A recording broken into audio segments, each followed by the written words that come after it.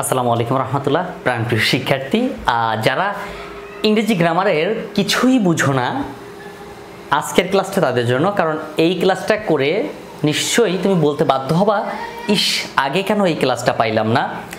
মানে এই ক্লাসটা মূলত তাদের জন্য যারা একটা সেন্টেন্স দেখে, একটা ইংলিশ সেন্টেন্স দেখে, একটা বাক্য দেখে সাবজেক্ট চিনতে পারে না, সাবজেক্ট চিনেই না, ভার্ব চিনে না, অ্যাডভার্ব চিনে না এবং অবজেক্ট চিনে না, তাদের জন্য আজকের এই ক্লাসটা। হতে পারো তুমি ক্লাস 6-এর স্টুডেন্ট, হতে পারো তুমি ক্লাস 12-এর স্টুডেন্ট, কিন্তু এতটুকু মনে রাখো, আজকের ক্লাস শেষে তুমি সাবজেক্ট ভার্ব নিয়ে একদম ক্লিয়ার হয়ে যাবা। তবে হ্যাঁ, শর্ত একটা, খুব গুরুত্বপূর্ণ একটা শর্ত দিচ্ছি। শর্তটা হচ্ছে, যদি তুমি আমার চ্যানেলটা সাবস্ক্রাইব করে না থাকো, প্লিজ একটু কষ্ট করে সাবস্ক্রাইব করে রেখো, যেন পরবর্তীতে আরও ভিডিওগুলো দেওয়ার উৎসাহটা পাই। যেহেতু আমি ফ্রি পড়াচ্ছি, সো এইখানে তোমার ছোট্ট একটা কাজ, শুধু এতটুকুই দায়িত্ব যে ক্লাসটা দুই একজন বন্ধুবান্ধবের কাছে একটু শেয়ার করে দেয়া। ওকে, দেখো তো আমরা সাবজেক্ট ভার্ব অবজেক্ট খুঁজে পেতে চাচ্ছি। খেয়াল করো, তিনি সকালে খুশি হয়ে আমাকে একটি মজার উপহার দিয়েছেন। এখানে আমরা কোন শব্দ দ্বারা কাজ করা বোঝাচ্ছি? তিনি একজন ব্যক্তি, সকালে একটা সময়, খুশি হয়ে, আনন্দ হয়ে নর্মাল ব্যাপার, এটা আনন্দ হয়ে কোনো একটা কাজের সাথে জড়িত। এটা আনন্দ হয়ে কথাটা কিন্তু কোনো একটা কাজের সাথে জড়িত। বাট তুমি শুধু হাসতেছো, এটা একটা কাজ, হাসাটা একটা কাজ। কিন্তু তুমি খুশি হইছো, খুশি কিন্তু দেখা যায়, অনুভব করা যায় খুশি, হ্যাঁ খুশি অনুভব করা যায়। আমাকে যদি দেয়, তা আমি কি কাজ? আমি কাজ না। কাজ মানে কি? যেটা করলে আমার কষ্ট হয়, যেটাতে আমি না করে দেই, যেন নাম পারবো না, এটা পারবো না, অসম্ভব। একটি মজার উপহার, খুব একটা মজার উপহার, যেমন একটা পেন দিলাম তোমাকে, এটা মজার উপহার, এটা কোনো কাজ হতে পারে? পেনটা কোনো কাজ না। কিন্তু এই যে দিয়েছেন, দেওয়াটা কি একটা কাজ? তো দেওয়াটা যদি একটা কাজ হয়, তাহলে আমরা ইজিলি বুঝতে পারলাম কি এই সেন্টেন্সের মূলত ভার্ব হচ্ছে দেওয়া। কি দেওয়া, এটা হচ্ছে প্রিন্সিপাল ভার্ব। কি এটা? Principal verb. এবার মনে রাখো, আমরা যদি সাবজেক্ট খুঁজে পেতে চাই, কি খুঁজে পেতে চাই? সাবজেক্ট যদি খুঁজে পেতে চাই, তাহলে ভার্বকে প্রশ্ন করব কে অথবা কার দ্বারা। লিখে রাখো, সাবজেক্ট পাওয়ার জন্য প্রশ্ন করব ভার্বকে কে অথবা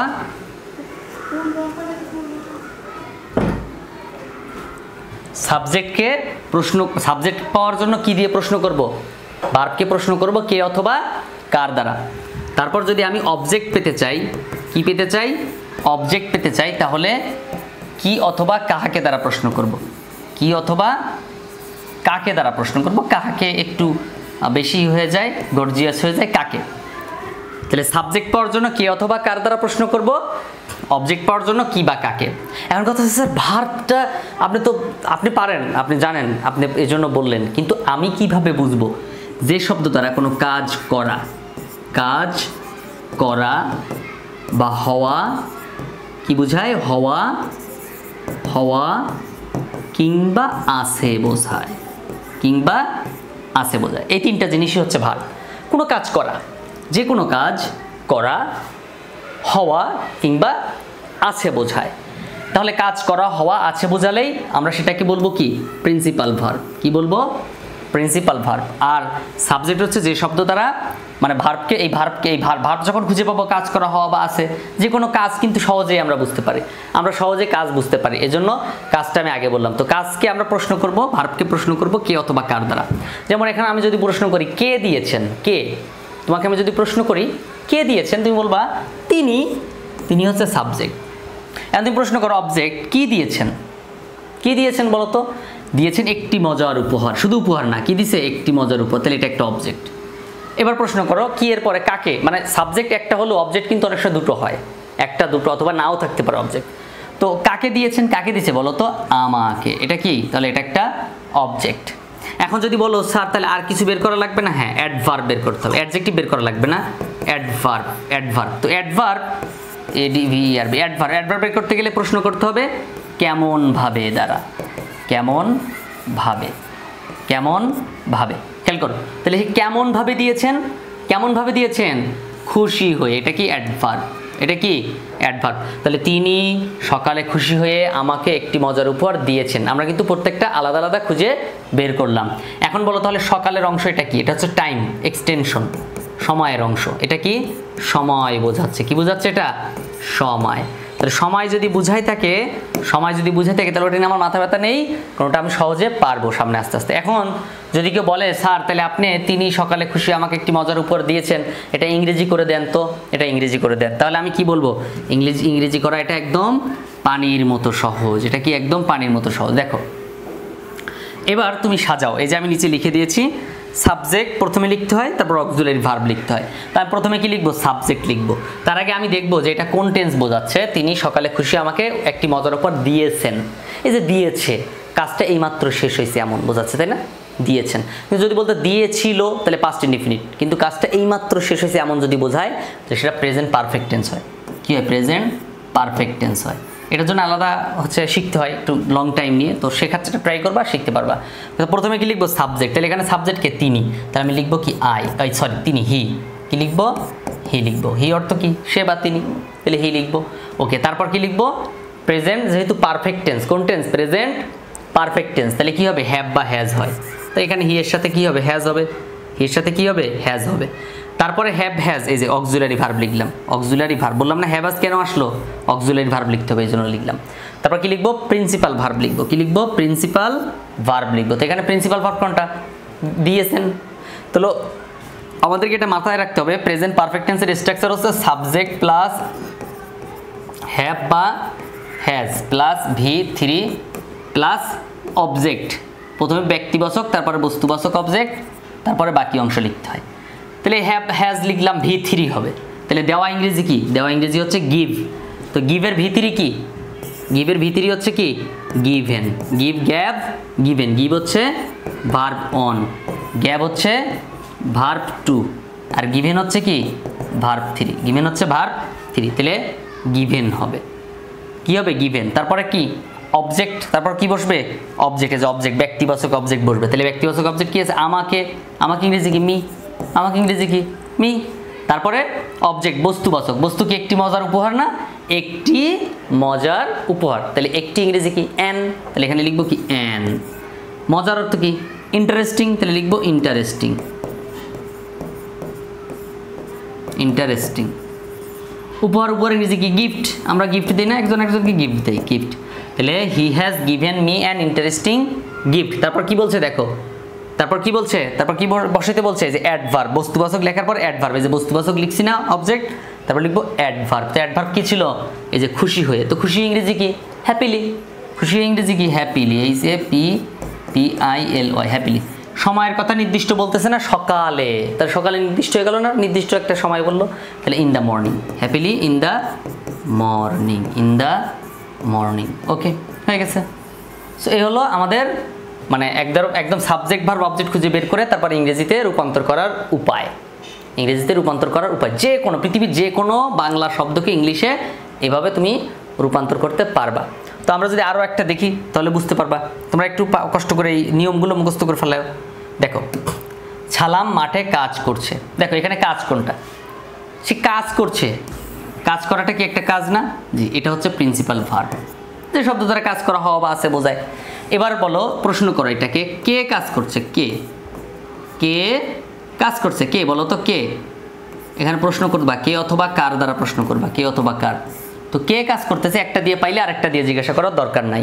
কে কাজ করতেছে বলো তো? সালাম। তাহলে সালাম হচ্ছে সাবজেক্ট। কি কাজ করতেছে? অবজেক্ট বের করতে গেলে প্রশ্ন করতে হবে কি অথবা কাহাকে দ্বারা, কি অথবা কাকে দ্বারা। তো কি কাজ করতেছে? নাই। কাকে কাজ করতেছে? নাই। তাহলে এটা কি? অবজেক্ট নাই। অবজেক্টবিহীন সেন্টেন্স হতে পারে। তারপর কি আছে? এই যে মাঠ, সময় এবং স্থান দুটো জিনিস এক্সটেনশন থাকে অতিরিক্ত। সময় এবং হলো স্থান, এটা হলো অ্যাডভার্ব অফ প্লেস আর অ্যাডভার্ব অফ টাইম। যেমন এটা একটা অ্যাডভার্ব, মাঠে, এটা কি একটা অ্যাডভার্ব, এটা এক্সটেনশন বলতে পারো। এটা আপাতত এক্সটেনশন বলতেছি, কিন্তু এটা যদি তুমি প্রকাশ করো যে স্যার এটা কি বলেন তো পার্টস অফ স্পিচের, তাহলে বলবো কি? এটা হচ্ছে অ্যাডভার্ব বলবো। এবার চলো প্রথমে আমরা এটা কোন টেন্স? সে মাঠে কাজ করছে, সে এখন কাজটা করতেছে, রানিং আছে, তাহলে কি হবে? Present continuous tense. Present continuous tense. আর প্রেজেন্ট কন্টিনিউয়াস টেন্সের স্ট্রাকচারটা মনে আছে? সাবজেক্ট বসে প্রথমে, কি বসে? সাবজেক্ট। তারপর কি বসে? এম, ইজ, আর। তোমরা নিশ্চয়ই স্ট্রাকচার অনেকে মুখস্থ করেছো। তারপর কি বসে? ভার্বের সাথে আইএনজি। ভার্বের সাথে কি? আইএনজি। তো আমরা জাস্ট এতটুকু মাথায় রাখবো যে প্রেজেন্ট কন্টিনিউয়াস টেন্সে এম, ইজ আর ভার্বের সাথে আইএনজি হয়। আর কিছু লাগবে না আমার, am is are আর ভার্বের সাথে আইএনজি হয়। তো দেখো প্রথমে আমি লিখবো সাবজেক্ট, তো সাবজেক্ট এখানে কি আছে, সালাম আছে, তা আমি লিখলাম সালাম। প্রথমে কি লিখবো, সালাম, তা আমি লিখলাম সালাম। তারপর দেখো আমরা সাবজেক্ট লিখলাম, সাবজেক্ট লেখার পর আমরা লিখবো কি, অক্সিলারি ভার্ব। তো আমি দেখলাম এই টেন্সে অক্সিলারি ভার্ব হচ্ছে am is are হয়। তো সালাম তো একজন, সালাম কয়জন, একজন, একজন হলে ইজ হয়। মনে রাখবা যার সাথে এস থাকে, যে সব অক্সিলারি ভার্বের সাথে এস আছে, সাবজেক্ট যদি একজন হয় তাহলে ওই অক্সিলারি ভার্বগুলো বসে, ঠিক আছে। যেমন ইজের সাথে এস আছে না, তাহলে সাবজেক্ট একজন হইলে বসে ইজ। আর অজ, অজের সাথে কি, অজ, অজ পাস্টে অজ, অজের সাথে কি হয়, এস আছে না অজের সাথে, এই জন্য সাবজেক্ট একজন হইলে অজ বসে। হ্যাঁ, আবার ওয়ার কিন্তু অনেকজন হইলে বসে। তো এরকম আর কি, যেগুলো অক্সিলারি ভার্বের সাথে এস আছে ওগুলো একজন হইলে বোঝায় বসে। ওকে, তাহলে সালাম ইজ। তারপর দেখো তারপর কি বসবে, প্রিন্সিপাল ভার্ব। তো প্রিন্সিপাল ভার্ব বসলে প্রিন্সিপাল ভার্ব নিয়ম কি, প্রেজেন্ট কন্টিনিউয়াস টেন্সে ভার্বের সাথে আইএনজি। তাহলে এখানে ভার্ব কি আছে, কাজ করা, ওয়ার্ক, তাহলে ওয়ার্কের সাথে আইএনজি যোগ করো, ওয়ার্কিং। ওয়ার্কের সাথে আইএনজি যোগ করলে কি হবে, ওয়ার্কিং হবে। তাহলে সালাম ইজ ওয়ার্কিং। দেখো তো সালাম মাঠে কাজ করছে। এখন এই যে এক্সটেনশন ছিল না, এক্সটেনশনটা সবার লাস্টে লিখতে হয়, এই যে এক্সটেনশন সবার লাস্টে লিখতে, তবে সময়ের কথা বলা থাকলে সময় সবার লাস্টে পড়বে। তাহলে সালাম ইজ ওয়ার্কিং মাঠে, ইন দ্য ফিল্ড, মাঠে কি হবে, ইন দ্য ফিল্ড হবে। ফিল্ডটা আমি নিচে লিখে দিলাম, FIELD, field, in the field হয়ে গেল। তাহলে সালাম is working in the field হবে। তারপর বলো এখনো বুঝতেছো না কে, যদি না বুঝো আবার বোঝাবো। হ্যাঁ, আবার বোঝাবো। আমাদের প্রবলেমটা হলো কি, টিচারদের নর্মাল একটা ব্যাপার যে আমি সবসময় বলি এটা, যে টিচার অল্পতেই যখনই বোঝাতে সক্ষম হয় না তখনই রেগে মেগে যায়, ওর দ্বারা সম্ভব না, হবে না। আসলে তা না, একটু চেষ্টা করলেই হয়। তুমি যদি হচ্ছে বৃষ্টি পড়তেছে, কি পড়তেছে, বৃষ্টি পড়তেছে, তুমি ছাতাটা এইভাবে ধরছো, ভিজে যাচ্ছ, আর একটু ঘুরাই ধরো, তাও ভিজে যাচ্ছ, একবারে ঘুরাই ধরো, দেখবে আর ভিজবে না, ঠিক আছে। এরকম তো আমরা যদি প্রথমবারে ভিজে যাই, ছাতা ফালাই দেয়, এই ছাতায় বৃষ্টি মানে নাই না, সে না বৃষ্টি পড়ে, তাহলে হবে, হবে না। স্টুডেন্ট তো বুঝবে না, স্বাভাবিক, স্টুডেন্টকে বোঝাতে হয়, ঠিক আছে। আমি 499 টাকায় গ্রামার করাই, 499 টাকায়, মানে পুরো সব গ্রামার বই কমপ্লিট করে 499 টাকা মাত্র কোর্স ফি, একদম পুরো বছর ক্লাস করাই, ঠিক আছে। যতদিন তোমার গ্রামার কমপ্লিট হবে, 499 টাকা আজীবন মেয়াদি। মানে তুমি মনে করো সহজ SSC বোর্ড পরীক্ষা দিবা, SSC পরীক্ষা পর্যন্ত, মানে তোমার ফাইনাল পরীক্ষা পর্যন্ত তুমি এই কোর্সে ভর্তি হতে পারো চাইলে, 499 টাকা মাত্র। ওকে, দেখো এবার দেখো আকাশ নীল। এখানে একটা কথা ওরা বলে নাই, কিন্তু আমরা বুঝে নিব। কি বুঝবো, এটা হয় লেখা আছে, আকাশ হয় নীল, আকাশ হয় নীল, আকাশ হয় নীল বা আকাশ নীল। তাহলে কি হবে বলো, আকাশ নীল। তাহলে আকাশ, আকাশ ইংরেজি কি বলো, আকাশ ইংরেজি কি, দ্য স্কাই। নীল ইংরেজি কি, সবই পারবা, দেখো সবই পারবা। আমি তার আগে একটু বলে নেই, এটা কোন টেন্স আগে তুমি একটু চিহ্নিত করো। আকাশ নীল হচ্ছে এটা আকাশের একটা বৈশিষ্ট্য, আর কোনো বৈশিষ্ট্য বোঝালে সেটা কি হয়, প্রেজেন্ট ইনডিফিনিট টেন্স হয়, প্রেজেন্ট ইনডিফিনিট টেন্স হয়। কোন টেন্স হয় বলো, প্রেজেন্ট ইনডিফিনিট টেন্স হয়। এখন কথা হচ্ছে আমরা আগে ভার্ব খুঁজে বের করবো। তো যে শব্দ দ্বারা কোনো কাজ করা, হওয়া বা আছে বোঝায়, কাজ করা, হওয়া বা আছে বোঝায়। দেখো তো হওয়া আছে না, তাহলে এটা হচ্ছে প্রিন্সিপাল ভার্ব। কে হয় বলো, কে হয়, আকাশ। কে ব্লু, আকাশ, তাহলে এটা সাবজেক্ট। আর কোনো নাই, এটা হচ্ছে কি অ্যাডভার্ব অফ প্লেস, আকাশ নীল, হ্যাঁ ব্লু, এটা তোমার হচ্ছে এই সাবজেক্টের একটা রং বোঝাচ্ছে, বিপরীত বোঝাচ্ছে, তাহলে এটা এক্সটেনশন। এটা কি এক্সটেনশন, কোনো অবজেক্ট না বা অ্যাডভার্বও না, ঠিক আছে। ওকে, এবার দেখো তাহলে আমি যদি এখানে বলি যে হচ্ছে এটা প্রেজেন্ট ইনডিফিনিট টেন্স, তাহলে প্রথমে সাবজেক্ট বসাবো। সাবজেক্ট কি আছে, আকাশ, দি স্কাই, যা পৃথিবীতে একটা, তার আগে দি বসাতে হয়, দি স্কাই। তারপর কি টেন্স, এই অক্সিলারি বা প্রেজেন্ট ইনডিফিনিট অক্সিলারি আছে, নাই, প্রেজেন্ট ইনডিফিনিট অক্সিলারি নাই, তাহলে কি হবে বলো, প্রিন্সিপাল ভার্ব বলবে সরাসরি। তো প্রেজেন্ট ইনডিফিনিট টেন্স মানে কি, প্রিন্সিপাল ভার্বের প্রেজেন্ট ফর্ম মানে ভার্ব অন, তাহলে ইজ, ভার্ব অন মানে ইজ। তারপরে কাজ কি, তারপরে এক্সটেনশন, আর কিছু নেই, অবজেক্ট ফবজেক্ট কিচ্ছু নাই, তাহলে কি হবে এক্সটেনশন। এক্সটেনশন কি আছে, ব্লু, তাহলে এখানে লিখবো কি blue, the sky is blue, ব্যাস হয়ে গেছে। এখানে স্কাইয়ের অল্টারনেটিভ হচ্ছে ব্লু, স্কাইয়ের বৈশিষ্ট্য বোঝাচ্ছে, তো এটাকে তুমি অ্যাডজেক্টিভ বলতে পারো আর কি। ওকে, তারপরে চলো পরেরটাতে যাই। পরেরটাতে কি বলছে দেখি, দেখো কি লেখা আছে, আমি তাকে ঢাকায় দেখেছি। দেখেছি, দেখাটা হচ্ছে কাজ, আমি তাকে ঢাকায় দেখেছি, দেখাটা কি কাজ, তাহলে এটা প্রিন্সিপাল ভার্ব। এবার তুমি ওকে প্রশ্ন করো সাবজেক্ট বের করার জন্য, কে দেখেছে, কে, কে, আমি দেখেছি, তাহলে এটা কি সাবজেক্ট। এবার প্রশ্ন করো অবজেক্ট, কি দেখেছি, কি দেখেছি বলো তো, নাই। কাকে, বস্তু, এটা বস্তু হয় সচরাচর, উত্তর কি বস্তু। কাকে দেখেছি বলো তো, কাকে দেখেছি, তাকে, তাকে, তাকে মানে কি, এটা হলো অবজেক্ট, তাকে দেখেছি। এবার বলো কোথায় দেখেছি, আছে নাই, এগুলো লাগবে না, কারণ আমার সাবজেক্ট বের করা শেষ, অবজেক্টও বের করা শেষ। এখন যেটা অতিরিক্ত আসে এটা হচ্ছে অ্যাডভার্ব অফ প্লেস, এটাকে অ্যাডভার্ব বলা যায়। এটা কি বলা যায় অ্যাডভার্ব। তো আমি এটাকে এক্সটেনশন প্রকাশ করতেছি, কি এক্সটেনশন। এখন দেখো আমি তাকে ঢাকায় দেখেছি, আমি তাকে ঢাকায় দেখেছি, দেখার পর কি হয়েছে সেটা তো বলিনি, তার মানে কি আমি তাকে ঢাকায় দেখেছি, এটা হচ্ছে পারফেক্ট টেন্স। দেখেছি দেখার পর কি হবে সেটা নাই, তার মানে পারফেক্ট টেন্স। কাজটা হয়ে গেছে মাত্র, কিন্তু তার ফলাফল এখনো পাই নাই, তাহলে কি হবে পারফেক্ট টেন্স। কি হবে perfect tense, present perfect tense. তো প্রেজেন্ট পারফেক্ট টেন্সের স্ট্রাকচার হচ্ছে কি অক্সিলারি ভার্ব কি হয়, হ্যাভ বা হ্যাজ হয়, তারপর V3 হয়। তাহলে প্রথমে সাবজেক্ট, এই যে সাবজেক্ট বসাতে হবে প্রথমে। তো সাবজেক্ট কি আছে আমি, আই। তারপর অক্সিলারি ভার্ব, দেখো তো অক্সিলারি ভার্ব কি আছে হ্যাভ হ্যাজ না, তো আই এর সাথে কি বসে হ্যাভ হয়, তাহলে আই হ্যাভ বসালাম। তারপরে কি প্রিন্সিপাল ভার্ব, তো প্রিন্সিপাল ভার্বের বসানোর নিয়ম কি V3। তো দেখা ইংরেজি কি সি, সি এর V3 কি সিন, সি এর V3 সিন। তারপরে দেখো অবজেক্ট, অবজেক্ট আছে নাই, অবজেক্ট নাই, বস্তুও নাই ব্যক্তিও নাই, ও সরি আছে, হ্যাঁ ব্যক্তিবাচক অবজেক্ট আছে, এই যে অবজেক্ট তাকে, এই যে অবজেক্ট তাকে, তাহলে কি হবে তাকে ইংরেজি কি হিম, বসালাম হিম, তাকে ইংরেজি কি হিম। তারপর কি বসাবো, তারপর বস্তুবাচক অবজেক্ট নাই, অ্যাডভার্বও নাই, এক্সটেনশন আছে, এক্সটেনশন কি ঢাকা, তাহলে I have seen him at Dhaka, Dhaka আমি তাকে ঢাকায় দেখেছি, হয়ে গেছে। বলো তো কঠিন না, কঠিন না, একদমই কঠিন না। ওকে, তারপর দেখো কি আছে, আছে কি তারা সকাল থেকে পুকুর হইতে পানি আনছে। এখন এখানে ব্যাপক সময়ের কথা বলা আছে, সকাল থেকে, তারা কাজটা কিন্তু এখনো চালাচ্ছে, কিন্তু সকাল থেকে লেখা আছে। এই যে ব্যাপক সময়ের কথা বলা থাকলে এটা হবে present perfect continuous tense, present perfect continuous tense. এবার বলো পানি আনছে, এখানে কাজটা কোনটা দেখো, তিনি সকাল থেকে খুশি হয়ে পুকুর হতে পানি আনছে, তাহলে আনছে হলো কাজ, আনাটা কি কাজ। তাহলে এখন একে প্রশ্ন করো কে আনছে, সাবজেক্ট বের করার জন্য কে আনছে, কে আনছে বলো তো তারা, তাহলে সাবজেক্ট তারা। এখন প্রশ্ন করো অবজেক্ট বের করার জন্য কি আনছে, কি আনছে বলো তো, কি আনছে পানি, কি আনছে পানি, এটা হচ্ছে অবজেক্ট। এবার বাকি অংশ চিন্তা করে, এটা হচ্ছে ব্যাপক সময়, পিরিয়ড অফ টাইম, ব্যাপক সময়। পুকুর হতে, পুকুর হতে ইংরেজি কি, পুকুর হতে সিন্স মর্নিং, এটা একটা এক্সটেনশন, এটাও একটা এক্সটেনশন। তো এই এক্সটেনশন সময়ের অংশ এটা সবার লাস্টে বসে, আর এই পুকুর থেকে এটা কোথায় বসে আগে বসে। ওকে, তাহলে এখন তুমি সমাধান করো, তার আগে বলো প্রেজেন্ট পারফেক্ট কন্টিনিউয়াস টেন্সের স্ট্রাকচার কি, সাবজেক্ট বসাতে হয়, তারপরে হ্যাভ বিন বা হ্যাজ বিন বসাতে হয়, হ্যাভ বিন বা হ্যাজ বিন, হ্যাভ বিন বা হ্যাজ বিন বসাতে হয়, তারপরে কি ভার্বের সাথে আইএনজি বসাতে হয়, হ্যাভ বিন হ্যাজ বিন ভার্বের সাথে আইএনজি। এখন দেখো সাবজেক্ট কি আছে তারা, সাবজেক্ট কি আছে তারা, এই যে প্রথমে কি বসাতে হয় সাবজেক্ট, তাহলে সাবজেক্ট তারা, তারা ইংরেজি কি দে, লিখো দে। তারপর কি লিখবো অক্সিলারি ভার্ব, তো এই টেন্সের অক্সিলারি ভার্ব কি হয় হ্যাভ বিন হ্যাজ বিন হয়, তো দে অনেক বোঝাচ্ছে না, অনেক হলে হ্যাভ বিন হয়, আর একজন হলে হ্যাজ বিনে, বললাম না যার সাথে এস থাকে সে, একজন হলে তারপর বসে তাহলে হ্যাভ বিন। তারপর কি বসাবো প্রিন্সিপাল ভার্বের সাথে আইএনজি বসাবো, তো প্রিন্সিপাল ভার্ব কি আনা, আনা ইংরেজি কি ব্রিং, তাহলে এখানে বসাও ব্রিং। এখন কাহিনী আসছে একটু, ব্রিং, ব্রিং এর সাথে কি করতে হবে যে আইএনজি যোগ করতে হবে, তাহলে আইএনজি যোগ করো ব্রিঙ্গিং, কি হবে ব্রিঙ্গিং, তাহলে দে হ্যাভ বিন ব্রিঙ্গিং।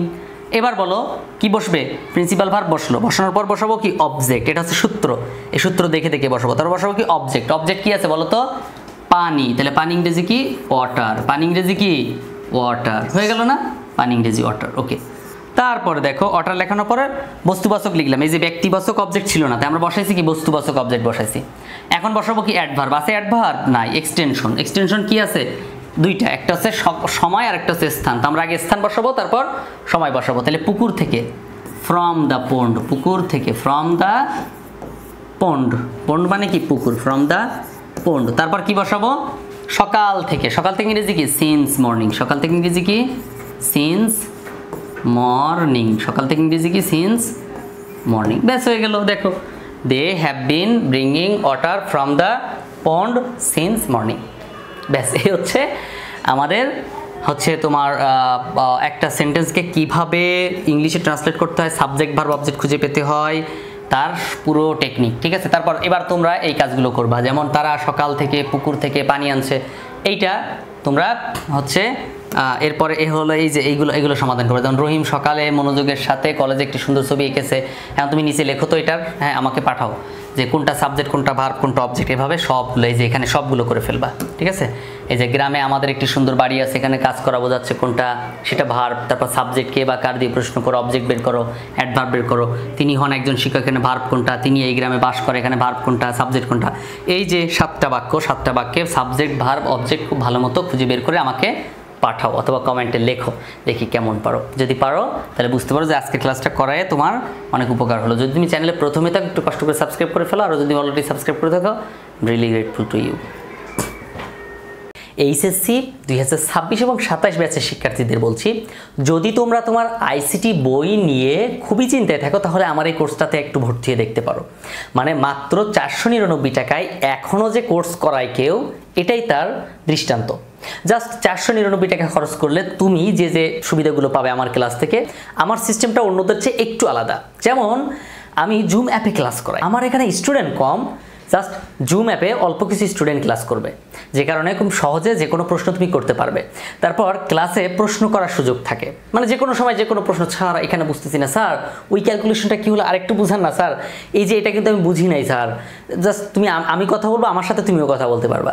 তারপর দেখো বোর্ড পরীক্ষা পর্যন্ত ক্লাস চলবে, মানে তুমি 499 টাকা আজকে দিবা, দিয়ে ভর্তি হবা।